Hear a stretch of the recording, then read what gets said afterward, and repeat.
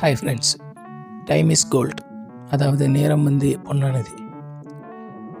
நாங்கள் ஒரு விஷயத்த ஒரு டைமில் செய்யணும்னு யோசிச்சாலோ, அப்படி ஒருத்தங்கிட்ட ஒரு விஷயத்த சொல்லணும்னு யோசிச்சாலோ அந்த டைம்லேயே சொல்லிடுறோம்.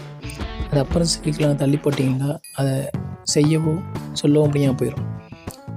அதாவது நாம் ரொம்ப நாளுக்கு பிறகு யோசிக்கிற சில விஷயங்கள் வந்து நாம் ஒரு டைமில் ஒன்று செய்யணும்னு யோசிச்சிருப்போம். ஆனால் அந்த டைமில் அதை செஞ்சுருக்க மாட்டோம். அதை செஞ்சுருக்கலாமோன்னு சொல்லி நாங்கள் அதிகமாக ஃபீல் பண்ணுவோம்.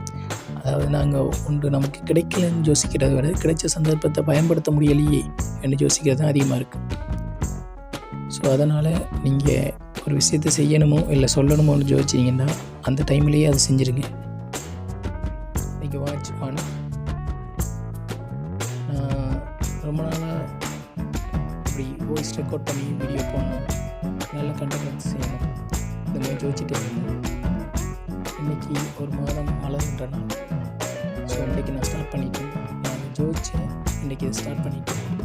நீங்களும் அது மாதிரி யோசிக்கிறத செய்யுங்க.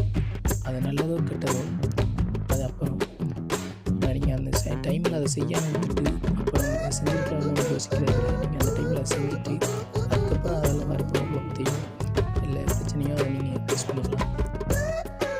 ஸோ எப்படி நாங்கள் ஒருத்தங்கிட்ட ஒன்று சொல்லணும் செய்யணும்னு நினைக்கிறோமோ அதே மாதிரி நீங்கள் சொல்கிறது இன்னொருத்தங்க உங்கள்கிட்ட ஒன்று சொல்ல வந்தால் அதை கேளுங்க. ஏன்னா இதுவும் பெரிய இம்பேக்டை நம்ம லைஃப்பில் கொடுக்கும். அதாவது அந்த டைமில் அவங்க சொன்னதை நம்ம கேட்டிருந்தோம்னா இப்படி நடந்திருக்காதே என்று தோணும். இந்த மாதிரி நிறைய விஷயங்கள் உங்கள் லைஃப்லேயே நடந்திருக்கும். அதை கமெண்டில் சொல்லுங்கள். அப்படி யார்கிட்ட நீங்கள் இதை சொல்லணும்னு நினச்சி சொல்லலைன்றதை கமெண்ட் பண்ணுங்கள். And thank you. Good bye guys.